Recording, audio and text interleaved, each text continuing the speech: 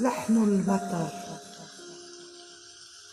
ذلك المطر اللطيف، تلك الزخات الرقيقة، باغتت الليل الحالم فتساقطت في صمت لتحتضن المدينة والقرية، النبات والطير والبشر، حتى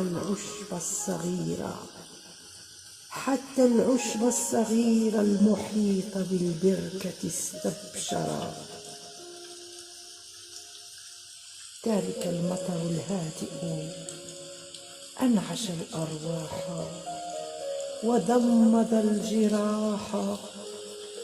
تأملوا في رونقه، في حكمته وكرمه، انتعشوا بنكهاته تذكركم برائحة التراب، بطعم الوجود والأزل.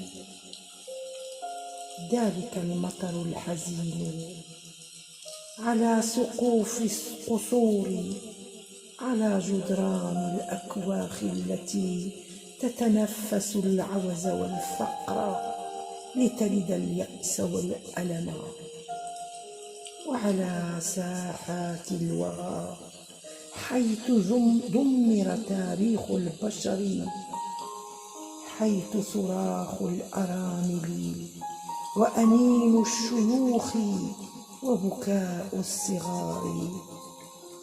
ذلك المطر الباسم يعد بربيع مزهر، بشباب متجدد يبشر. سوف تبتسم الشمس ويعود الطير للشجر، وتردد الحياة لحن المطر.